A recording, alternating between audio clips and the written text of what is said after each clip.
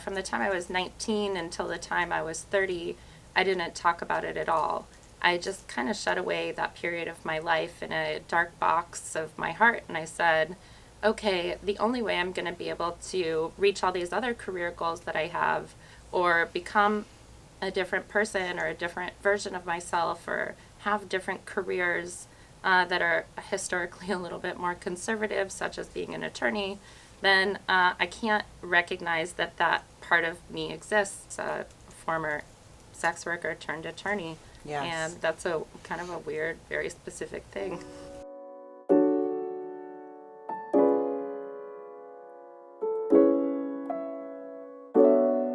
Miss Amy Bond, do you eat breakfast? Oh my gosh, every day. And what did you have today? Well, today I was at Disneyland, so it was a little different. You were at Disneyland. That's so cute. I'm sorry, go ahead. So much fun. I went for the weekend with my husband, who is like a super Star Wars fan. So we went to see the new Star Wars Galaxy Edge. And anyway, we stayed like at Disney, so they do like these really cute smoothies and like a Disney like mouse ear shaped cup. Yeah. So that was my breakfast this morning. But I normally run in the morning, and I am an athlete, so I eat a lot. And I start with breakfast. I usually do like a faje yogurt with like gem peanut butter on it. Smush it all together and listen to the news before I go for a run. Nice. Yeah. That sounds healthy. Yeah. You eat a lot of protein? Yeah. My ideal mix of food would be like 70% carbs and maybe like 20% protein. That is the preferred diet. That is the preferred diet of America. But like everybody I know is like, oh no, gluten-free, like I can't. And you're in California. Yeah, and I'm in California. Yes. And I'm around athletes all day long. So, whatever they want, I'm easy. Yeah. I was a vegetarian for most of my life, so I just don't like meat that much. And alternative sources of protein are usually majority carbs. So Right. it just, like beans are, a great source of protein, but they're also more carbs than they are protein. Interesting. Yeah. Even in like Starbucks, you get those like what they call protein packs. Yeah. They're like 80 grams of carbs and then like 10 grams of protein. But as long as there's some protein there. Yeah. They Close can enough. call it what they want. Thank you for that. And my name is Laura Cathcart Robbins. I'm the host of The Only One in the Room, but I am never the only one in this room because, as usual, my boyfriend, producer, and co-host, Scott Slaughter, who I call Hun, is here as well. Hi, honey. Hi, Hun. So, honey, remember we talked about taking a moment here? Yes, thank you, honey. We've had a few people telling us how they wish they could actually see our interviews. And they want to see what the studio looked like, who's in the room with us, the guest faces when they tell their stories, and they also want to see our bloopers, the parts that don't make the final edit. Yeah, so we want you to know that we've heard you, and that with the help of our team, we finally have a YouTube channel. Woo! Yeah, we actually launched it with the Gloria Allred episode. Gloria. Yeah. Gloria. No, So please don't awesome. start that song again. Oh my God, we sing it for like a month. It's a real insider look at what we do. You'll be behind the scenes with us. I'm so glad you mentioned our team. Did you mention our team? I did. Okay. Because it does take a village. In fact, we want to thank and shout out the whole The Only One in the Room team, our network founder, Allison Marino, our fabulous executive producer, Christina Barcy, who we call Barcy, and our engineer extraordinaire, Daniel Turek, who just just received a platinum record for his work on the Black Panther soundtrack with Kendrick motherfucking Lamar. You. What? And don't forget Brent Shaw, who handles our social media, and Dash Tranner and Margot Gogo Zoger. Who are our interns. Yep. Thank you guys. You guys are the best. And a huge shout out to Brent. And by the way, can I just say how much I love that our interns are named Dash and Gogo? That's the best. Okay, so Hun, how do people find us on YouTube? Sure. Right now, you just go onto YouTube, type in The Only One in the Room podcast, and you can subscribe there. Or you can go to our website at www.theonlypod.com, click on the YouTube link at the bottom of the page, and it's that easy. It is. So, just go to our website if you didn't get all that, theonlyonepod.com, like he said, and the YouTube link is there.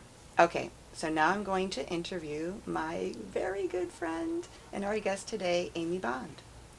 First, I'll tell you a little bit about her. Amy Bond is currently working on a memoir titled Becoming California, about the time she moved to LA to become an actress and failed completely. She lives in San Francisco with her husband Keith, who I just met downstairs. She works as a pro bono attorney representing low-income clients in the San Francisco Bay Area, consults startups on legal issues, and is the proud owner of San Francisco Pole and Dance and Oakland Pole and Dance. Welcome. Thank Yeah. you. Mhm. So Thank cool. you. Yeah, I'm that's a lot of so things. glad you're here. Thank you. I It's so love spending awesome. time with you. I know, me too. Just a little bit about Amy and I. We have been virtually connected because we are in two different, we were in a memoir group together, a memoir collective, and a writers group. Yeah. And so for the last, 3 years, we've been meeting on Zoom and by phone, and it's just like we were saying that this is a really intimate relationship Yeah. that we formed from miles and miles away from each other, which is so cool. I think there's something really special about writing groups because you're sharing work that isn't polished yet, so you're not Yes. proud of it yet. Yeah. But then you're sharing it for feedback with a room full of other people or a virtual room full of other people, Yeah. and there's something about that that's just this really deep bonded glue, like a super glue. Yeah, I mean, I think as a writer, if you are going to write something that's meaningful or significant, it has to be vulnerable. Mm-hmm. And to be able to share that vulnerability in a safe space Yeah. before it goes out in the world is, I mean, for me, it's been everything. Yeah. So, me too. and you've been particularly helpful Oh. with your notes and editing pieces for me and giving, you're just great. Well, one of the pieces that you gave me early feedback on is going to be published in the Rumpus in about a week. So, Yay! yeah. So I get a co-writing Obviously. credit on that. All right, so we didn't really talk about this. You have so many only one in the room stories. Yeah. I was going to ask you to finish the sentence like I usually do. If by the time we get to the end of the interview you feel like you have another only one in the room, we can say that too. But if you were going to finish the sentence for me right now, what do you think would be your most significant only one in the room story or moment? Yeah, I think the one that when I think about what makes me the only one in the room of X, the thing that's probably most unique is the thing that I can't Google. How do other people navigate the world when they've been this or they've done this? Mm-hmm. And having worked in adult entertainment as a sex worker and a call girl and a porn star, though I say star with quotation marks around it, real porn people used to call me a porn princess because I was like kind of a baby in the industry. And Baby Amy. Princess. Baby porn Amy. princess. Okay. And so star's like very laudatory. But going from working in sex work to trying to exist as a person in the world who no longer worked in sex work was really tricky. Mm-hmm. And it was a really, from the time I was 19 until the time I was 30, I didn't talk about it at all.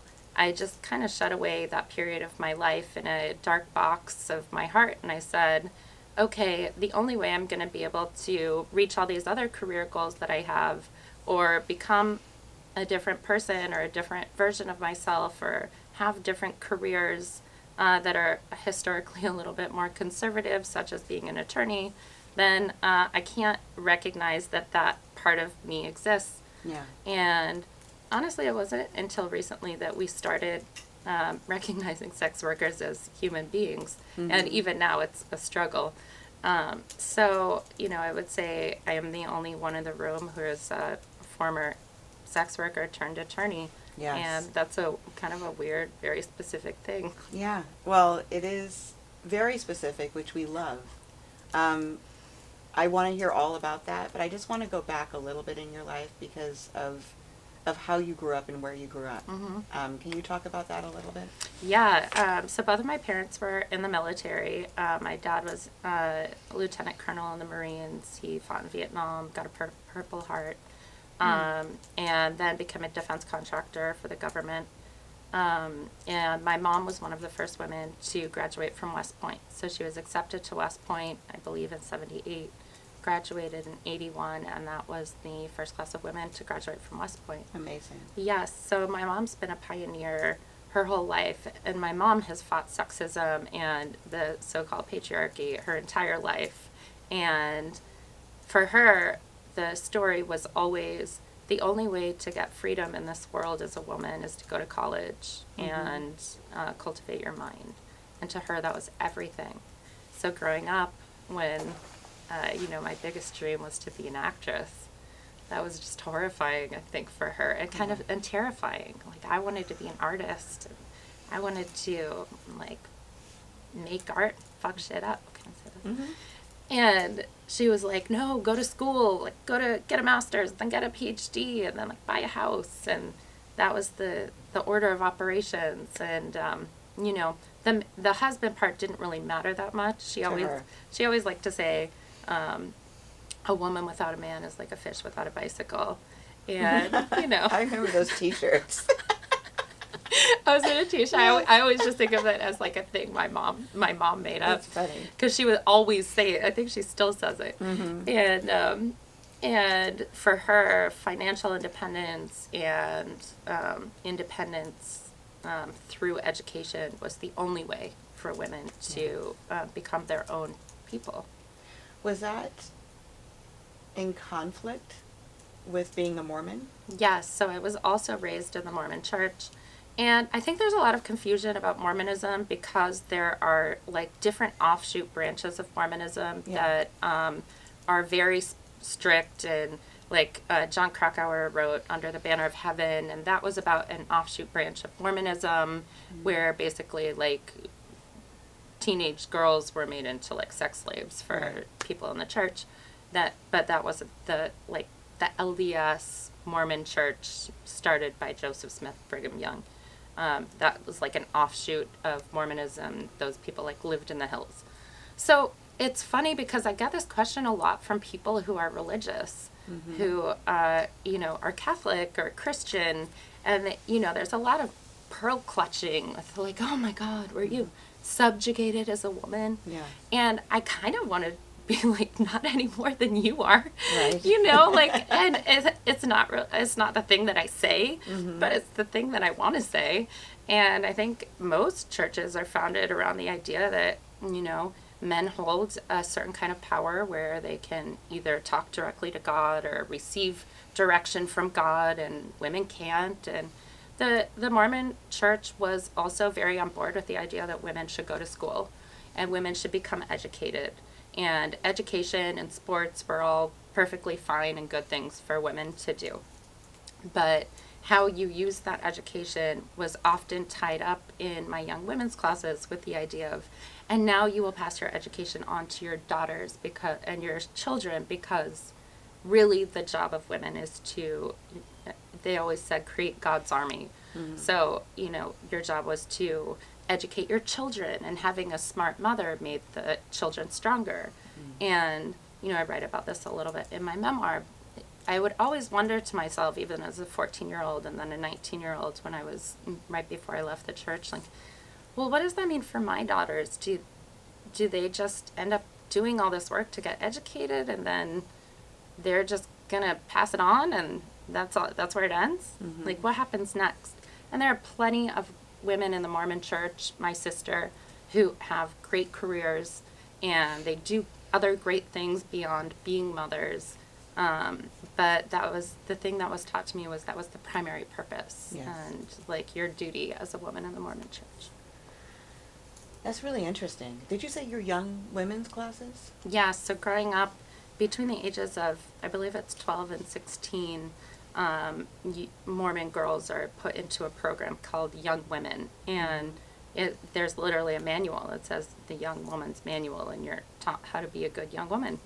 Wow. And that's the education, is around being a good young woman and being pure and being chaste and all of the things that I quickly became not when I moved to Los Angeles. Right.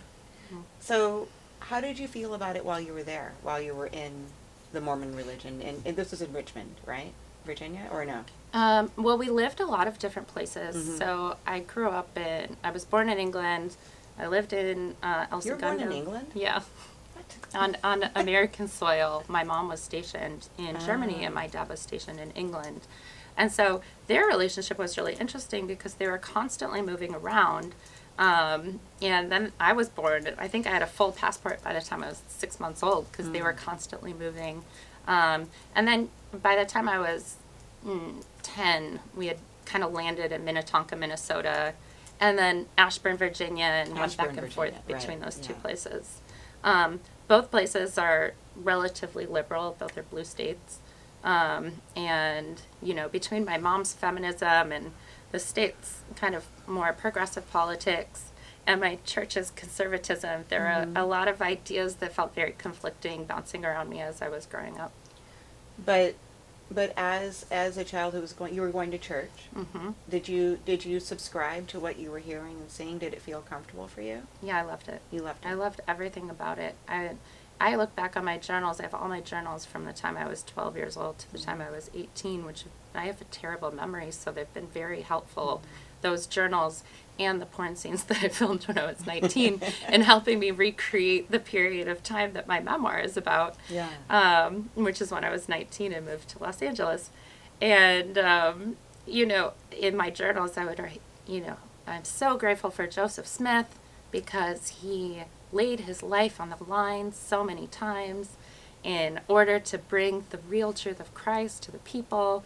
And, you know, I really got into church when I was 13, and that was right after, that was during the time that my dad had gone to Thailand for a 2-week trip. It was a business trip as a defense contractor, and then he didn't come home for 9 months. And nobody knows why, you know. Still, and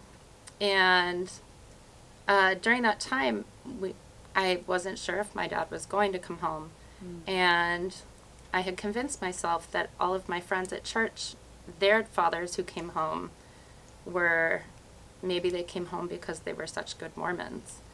Yes. Yeah, and so I convinced myself that if I was just a really good Mormon, I would bring my dad home. I would be the hero for my family. And then 9 months later, he did come home. He didn't not come home. So it was like cemented, but at 13 that like I had saved my family. Yes. And I had done it by being a good Mormon.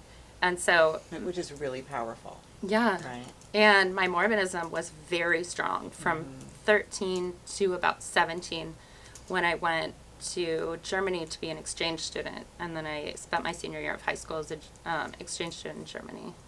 And what? Well, you know, Mormonism is kind of seen as a cult in Germany, so my guest mother was very uncomfortable with the fact that I wanted to go to church, and I would actually sneak off to church. There was an older woman who lived close to the Bergedorf town where my exchange student family lived, and they kind of opened me to other ideas too, like, you know, they would drink, which was so sinful to me, but then they were also good people. Right. So that got confusing. So you were trying to like kind of justify that in your head, right? Yeah, and it was like, oh, maybe not just terrible people who are sinners drink. And the world became a lot more shades of gray versus just a black and white world of like who's good and who's evil. And then I lived in France for a year after that, and then Italy for 6 months after that. And the European mindset is much more progressive than, you know, the East Coast of the United States. And so I had, those were formative years, and, you know, 17 to 19, which is right before I moved to Los Angeles. Yeah. And I still had a very strong faith in the Mormon church, but I just couldn't practice it that much. And that's when doubt started to creep in. So let's fast forward to you've moved to Los Angeles to become an actress, not thinking about going into the porn industry. Right. And then so what happens? So I moved to LA, and I had no plan. And the reason I had no plan was not because I was not a planner. It was because I told myself that true artists didn't make plans. they just went for their dreams. And that's the story that we're told that's the American dream. You just go for it. Mm-hmm. How many times do you hear people say, oh, babe, just go for it. Right. Just do it. And I kind of hate that because, like, what if you got ready for it? What if you, like, prepared for it and then you went for it? Yes. But, like, I was so sure that, and my whole life people always told me I look like this actress or that actress, or, I wasn't actually a good actress. I couldn't even get into the high school play of my Minnetonka, Minnesota high school theater. Damn. Mm-hmm. I didn't even get, like, a side gig part in Guys and Dolls. And I, like, totally bombed every audition. But I was convinced that, like, if I just went to LA, I would make it. And within the first 2 days, I, like, went to Central Casting. They took a Polaroid of me. A day later, I was in the audience of Judge Judy and then Judge Joe Brown. And all the judge shows were, like, my shows. And you make, like, $100 a day as an extra. Mm-hmm. But, then I wanted to pay for acting classes because I was a terrible actress, and I wanted to pay for headshots. And back then, there wasn't a portrait mode on iPhones. They cost like $400, which is a lot of money when you're 19 and broke. And so I answered an ad in the back of an LA Weekly because I was running out of cash and I could not call my parents and tell them that I was failing. Because I was lying to them all the time. I was calling them and saying, oh my God, I got booked for this, I got booked for that. Right. And I would just, I also went to a singles ward, a Mormon church singles ward, and I would just listen to all the auditions that all the people I went to church with were going on, and then I would just tell my parents I was going on those auditions. So you just, like, adopted those stories as yours. Right, yeah. And I was just lying to everyone all the time.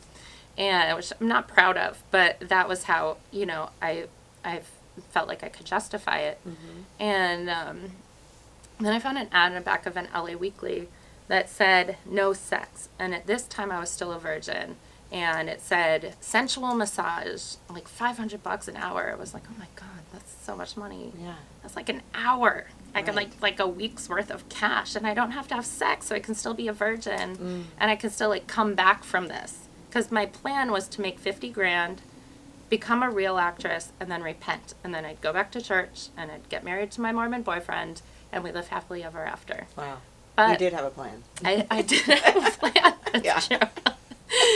You and Elizabeth Warren. Okay. That's right. She's my girl. Yeah. So the things did not go according to the plan. Mm-hmm. And after I started doing the sensual massage at, like, the Hollywood Roosevelt, and then so tell me about that. You walk into a room, someone. Yeah, I had this woman who I would just call her my girl. I didn't know her name. I just called her my girl, and she was, like, saved in my phone as my girl. And she would pay for a hotel room, and then I would go sit in the hotel room, and then she would screen guys to come up. And she's like management. Yeah, she was, well, like, some people are like, she was your pimp, and I was like, yeah. Mm-hmm. I guess you could call her that. And the agreement was that we would split the cash 50-50. And so was she the one who placed the ad, or was there a bigger... She did the ad. She did all of the online stuff. Like, I didn't know anything about any of that. And then guys would call her wherever she posted online, and then she would book them to come to me. But when she talked to them on the phone, she would play me. And so then she was pretending to be you. She was pretending to be me, and she would tell these guys her name was Candy. And so these guys would come up to the room, and they would think that they had been talking to me, and they'd, like, reference things that they said in the call, and I'd be like, yeah, and, like, of course my name isn't Candy, but, like, they had fake names too, Right. So it was a really interesting way to feel like I was getting practice at acting, because I was playing Candy in the hotel room. Right. So I told myself, well, not only are you making good money, but you're also essentially getting free acting experience. And there were two other girls who worked in the hotel room that I worked at pretty often. Their names were Cece and Leslie.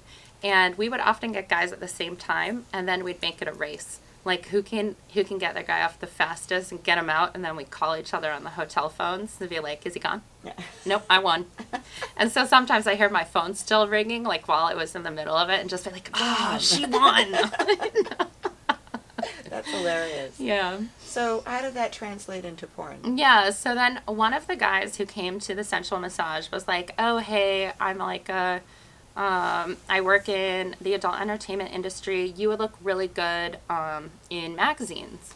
And again, there was a really strong pull because he was only asking for pictures. And I didn't look at porn. I was like a good Mormon girl. I didn't look at porn. So it didn't occur to me that this industry is like huge. Like I thought it was just some like backyard thing like people did underground, and it was super seedy, and like, you know, it was just like this small niche of the world. It didn't occur to me it was like a billions and billions of dollars industry. And so I was like, well, who's going to see it if I'm in these magazines? Like, nobody I know looks at porn, you know, or like dirty magazines. Yes. And so I did magazines, and then one of the photographers for a photo shoot I did was like, oh, hey, you know, you could make like 3 times as much cash doing porn. And that's when like the real tipping point was. And I was like, well, I could make this cash so much faster. And it's not like there's nobody in all of time who hasn't had sex and then been able to repent of it. Because in my church in Minnesota, there had been this 16-year-old girl who had gotten pregnant. But she repented. And I remembered her. And so I was like, well, I could still bring it back. I could still repent for it.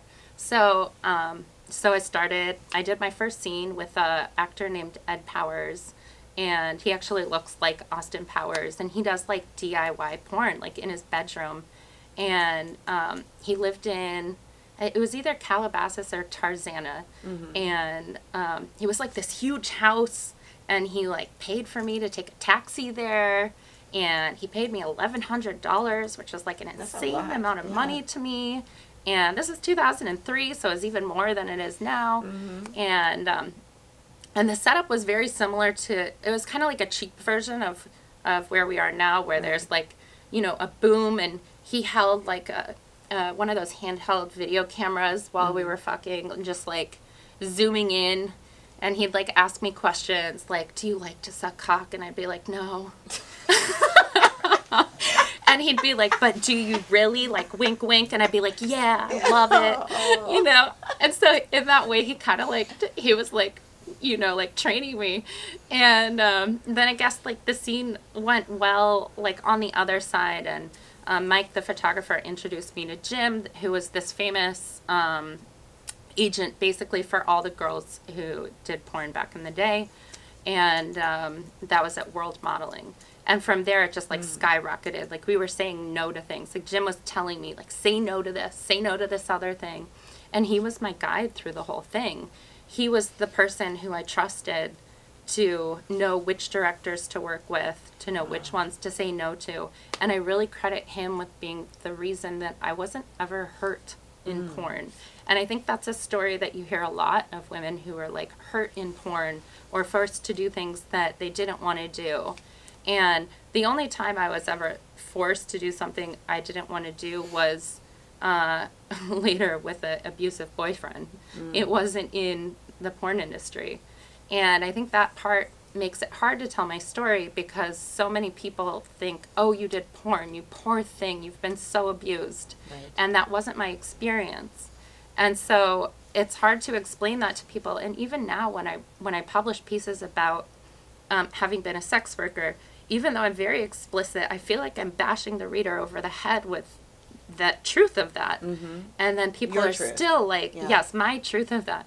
And people still write me, you know, emails or messages like, oh my God, I can't believe you survived that, you poor thing. And I'm like, no, but that's not what I said.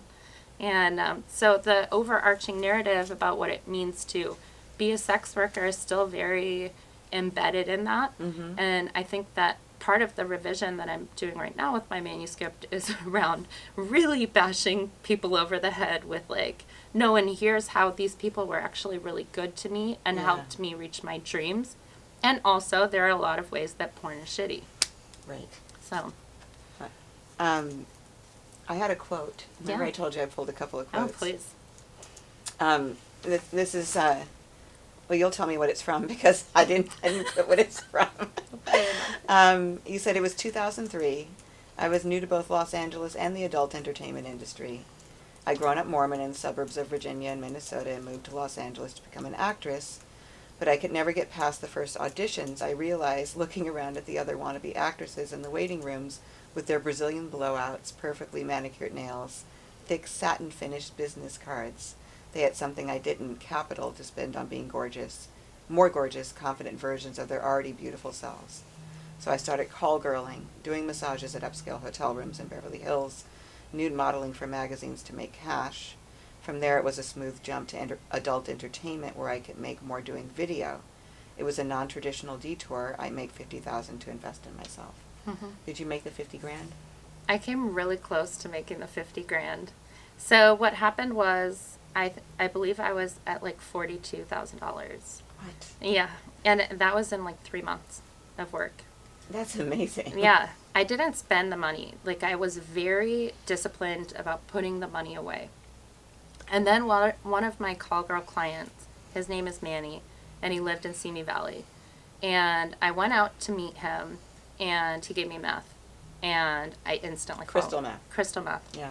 And I fell in love. I was like, oh my God, this is amazing. I felt like Wonder Woman. Like I signed up for so many random classes. Like, I became a real estate agent because I had all this time to like study. I didn't need to sleep, so I like studied to be a real estate agent. And I was like not interested in becoming a real estate agent, but I was like, this would be cool. Yes. And it made me feel so powerful. And I didn't care about like the guys anymore. I was just like, it was like a magic bullet I could take to get to the 50K even faster. And I started going to Manny's house like once every 2 days, partially so that I could do the math and partially to do the work. And how did you do the math? Were you smoking it, shooting it? no, we would always snort it. Okay.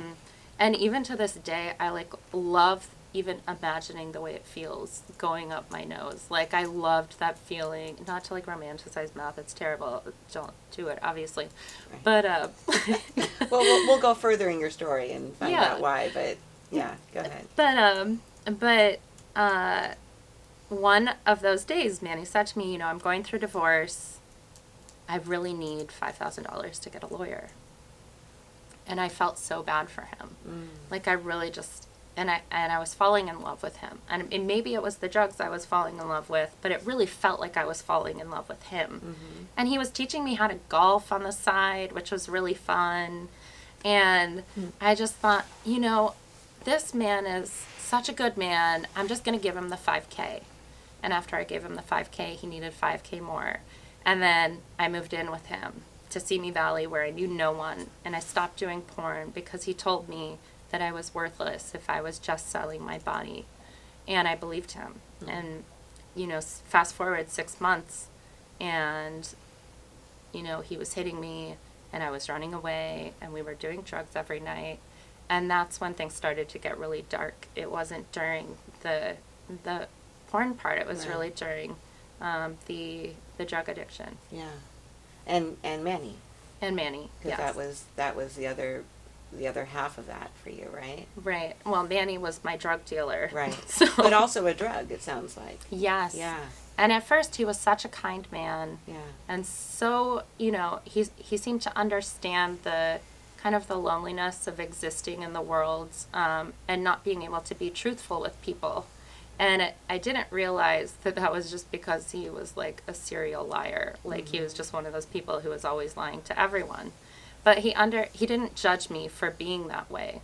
He never said, oh, you should really tell blah, blah, blah the truth. It was like, well, yeah, duh, but I can't for complicated reasons. And then my Mormon improv group, I was like doing improv in a Mormon improv group that I thought was going to help me get famous. They found out about the porn. They kicked me out, and then suddenly I had no one. Okay, wait a second. How did they find out about the porn if they weren't watching it? Well, it's a really good question. Yeah. And I did believe them when they told me that it was a non-Mormon friend who told them, and it wasn't them who figured it out. Okay. But yeah, I was like kicked out of the improv group in this parking lot in the valley like 10 minutes before our show was supposed to start, and I was devastated. Yeah. And who was there for me? Manny. Manny.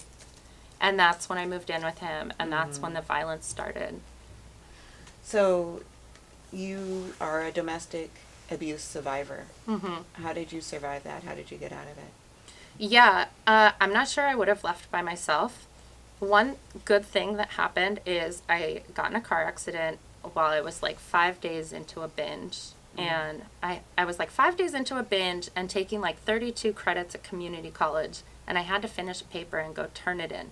Which, if you've ever used meth, or anybody who's listening has used meth, you know, using meth scholastically is very efficient. You get a lot of papers written on meth versus not on meth. And so I was like 5 days into researching and studying for this neurobiology class, and I drove my car to Moore Park Community College to go turn my paper in, and I got in a car accident and totaled my car, and the police officers suspected that I was under the influence, which I'm sure was like so obvious. Right. And so they're like, "Are you under the influence?" And I was like, "No." And they were like, "Are you sure?" And I was like, yes.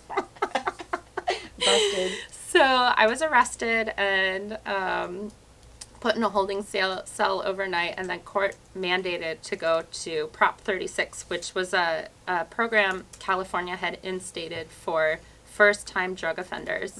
And I got therapy. I was like forced to go to 2 therapy things a week. I had to pee in front of a woman named Sue 2 times a week, and it was very effective for me. Like, I stopped doing the drugs, and once I came out of the cloud of the drugs, that's when I realized, like, what a bad situation I was in. I called my sister, and I told her everything. Within 2 weeks, she had moved out to California. What? Yeah, she moved to Los Angeles, dropped her entire life in Virginia, moved to Los Angeles, and picked me up from the Elephant Bar where I was waitressing. She took my hand and she said, "We're leaving tonight." And she packed me a bag. We waited for Manny to go to sleep. And that night we ran away. Where'd you go? We had nowhere to go, so we went to Kinko's, which is where it was like a 24-hour Kinko's. So we hung out at Kinko's. That's where I always went when I was on drugs to write my papers. So I knew the employees there. Right. And we just like hung out. And then when Denny's opened, we went over to Denny's. And it was a Friday that we decided to call Freedom Friday. And so we had breakfast at Denny's, and we said never again.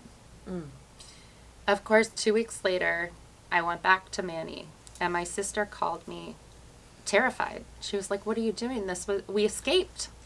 And then I ran away again, and this time for good. And, you know, following that, there was also, like, him calling me, telling me he was going to kill me. And there was also trying to get a restraining order, but being told that my case wasn't that bad, and trying to navigate a legal system while I was also part of the legal system. So I couldn't be bad because I was on probation. Right. And I couldn't call attention to myself because I was on probation. Yeah. And so if it hadn't been for my sister moving, she dropped her whole life. She moved to California to save me. She never wanted to be in LA. She moved after I was like stable, after, you know, we had been away from him for like a year and I had restarted my life. But I'm not sure I would have ever left if it hadn't been for her. Yeah. Yeah, that's amazing. Yeah. She loves you. Yeah, I love her too. So we're going to fast forward a little bit just for time, because I really want to make sure we cover the part of your story where you go to law school and become an attorney. Yeah. So just can you start with that, like becoming an attorney, and what was your motivation? Yeah, I mean, I think really I graduated from undergrad. I spent 6 years completing a 2-year AA program at community college. And so I finally got my AA.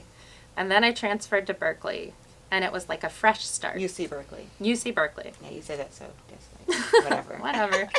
I mean, but it's UC Berkeley. Yeah. It is UC Berkeley, Yeah. And, you know, I had made that my new dream. So now my dream wasn't getting $50K and becoming a real actress. Now it was just like, do what Mom said. Go to college. Right. Mom was right. Yes.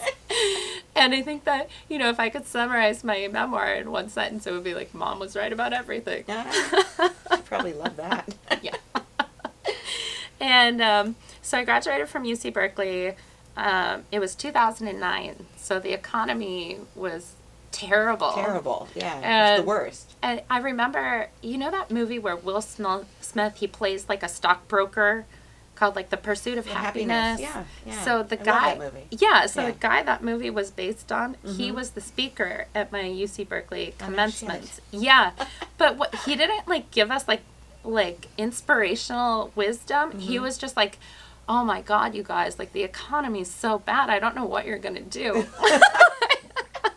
It's like the opposite. Like and that- anti-inspirational. Yeah, like that Goodness, was his yes. speech to us. Yeah. And we were like, oh man. So I was like, well, I guess, I'm a liberal arts person. I can't be an engineer like everyone else in the Northern California area. I guess I'll go to law school. Oh, that's funny.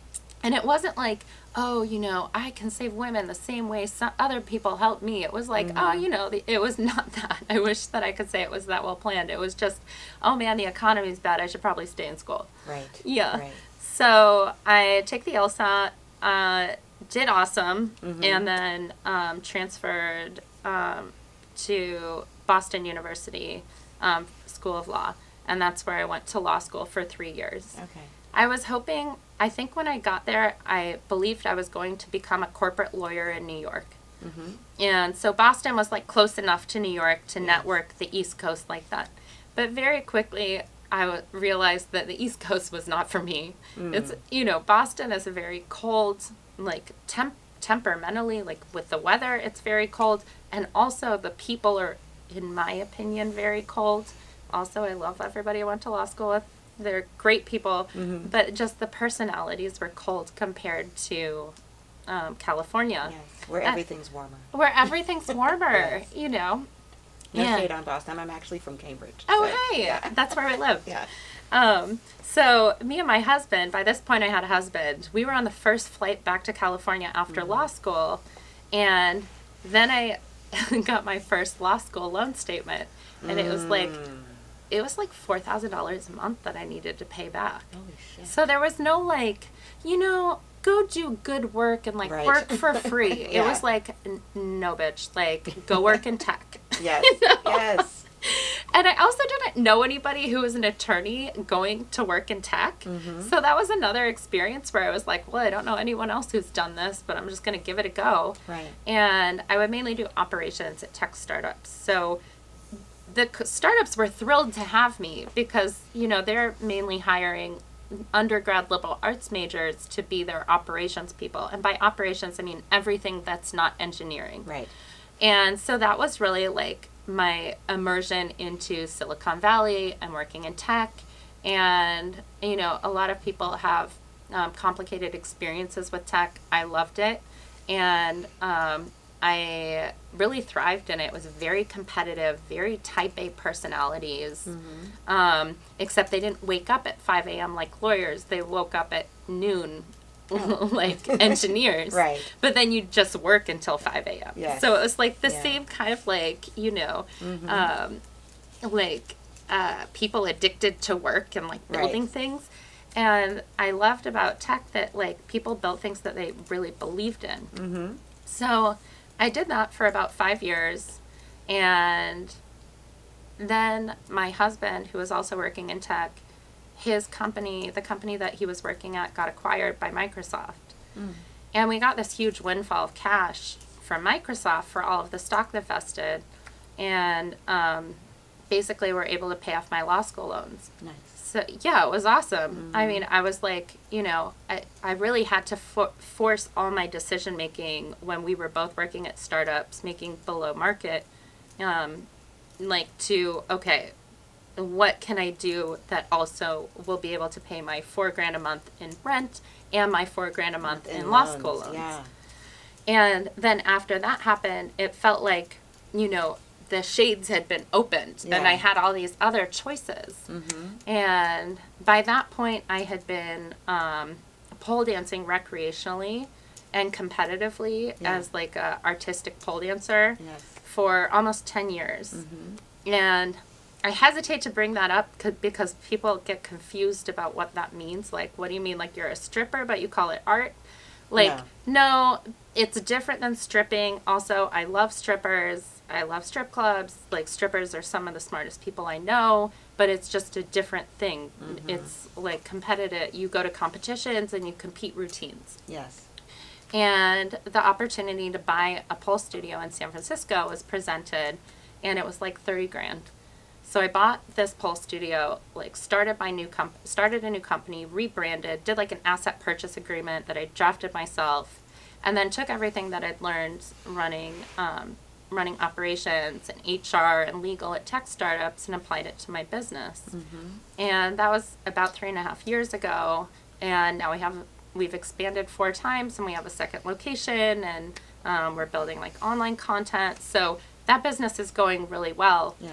But, you know, a lot of people are like, oh, but how do you just like go for it and like, you know, build your dreams? And it's like, no, well, like I had a lot of freedom to do that a lot of people don't have. Yes. And that was the financial side. So there was a lot of planning that went into it in the sense of like, I worked in tech for 4 years first, and I paid off my law school loans first. This time I didn't just go for it. Yes. I really like got ready for it. Yeah, I love that. Yeah. We have to talk about your pole dancing because it is extraordinary and it is art. And I watch everything you post, and I still don't believe it's you. Like a human body can do what you're doing. You're so strong and so beautiful. I show it to everybody who'll look. I know. Will you watch this? But because we don't have too much time, I do want to talk about your work at the border. Can you give me just like a story and why you're doing that? Yeah, so because I have my own business, I'm able to it's not like I work less. I probably work more than if I work for someone else, but I have a lot of flexibility for when I do my work and how I can outsource my work when I need to. And so I believe it was April of 2018, the zero tolerance policy was handed down. I think it was proclaimed on Twitter first, and then like passed like proclamation by Jeff Sessions, which basically means we have zero tolerance for anybody who crosses our border, which now means that everybody who crosses our border will be treated as if they're a criminal. And so we have zero tolerance is what sparked family separation, because if you're being treated as a criminal now, then your children we can legally take them from you. And so when that happened, we started seeing all these images in the media of children in cages and, you know, spaces in detention centers that are meant to hold 10 people holding 5,000 people, and people standing on each other, and toothbrushes not being given out, and people and human beings basically being treated like animals. And at the time, I was just finishing up a big case in family law. I was working with, I had been doing very on the side pro bono family law. And immigration law is kind of a natural extension of family law in the sense that a lot of people who are crossing our border are women and children who are fleeing domestic violence in their home countries. So if you think about the Golden Triangle, El Salvador, Guatemala, Honduras, those countries, many of the cities don't recognize domestic violence as a crime. So I had a client once who tried to go to the police. She said, oh, my husband raped me. He raped me in the ass. And they said, well, we don't see any bruises. So, you know, they were like, we need a big bruise on your face. That's the only way we're going to prosecute anything as a crime. So she got on a bus with her daughter, and she crossed the border, and they were separated from each other. And she's telling me this story, and it was very clear to me that this was just an extension of the work that I'd already been doing with domestic violence in the United States, except for these people have many fewer rights to any kind of legal process in the United States. And in fact, I think it's something like 12% of immigration cases, and that includes all immigration, like H-1Bs, which is a wealthy person's form of immigration. Actually, there's an attorney for those people. So it was clear that there is a lot of room to be able to help a lot of people. And so I went down to a detention center in Texas, which is the largest detention center in the United States that houses just women and children. And people are surprised by that because they're like, oh, I always thought detention centers were mostly men. Mm-hmm. And that's starting to be less and less the case as more and more women and children flee gang violence and domestic violence in their home countries.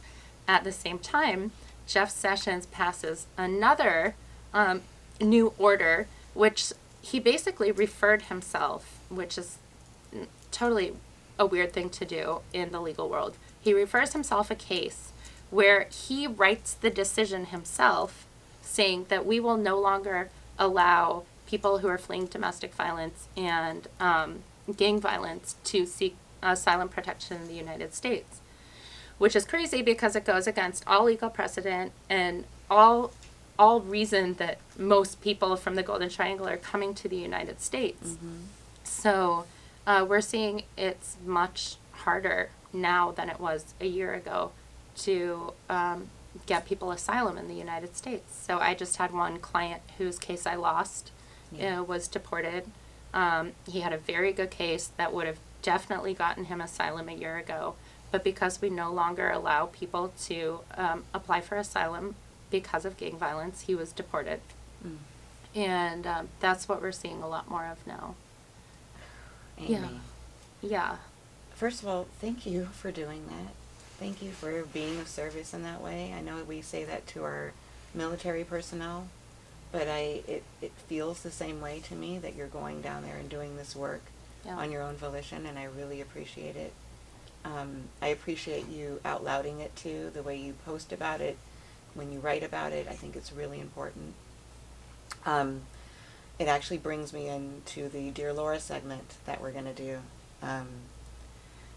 And so this is a letter I got that says, Dear Laura, my mother and me moved here from Guatemala when I was 5, then she disappeared. I never saw her again. After getting out of foster care, I started working in kitchens. The thing is, I'm really a good cook, and I finally have a job that I love. But I got a ticket and they took me to jail on a DUI. Now I'm afraid of getting deported. I don't have enough money to pay a lawyer, but I don't know who to ask or what to do. I don't want to go back to a country that I don't even remember. Yeah, I wish that there was a good answer for this person and that I could say, well, here's a legal process for you to follow and it will be okay. Yeah. Under Obama, we had passed the Dreamer Act, and somebody in this position who we like to call like no fault, right? And this person came here as a child, and not because they chose to, because their parents made a decision for them. And so how can we deport somebody who's lived in the United States their whole lives and is essentially, has lived here as long as a citizen and deserves the same protection as a citizen? But the truth is that there is no good answer for them.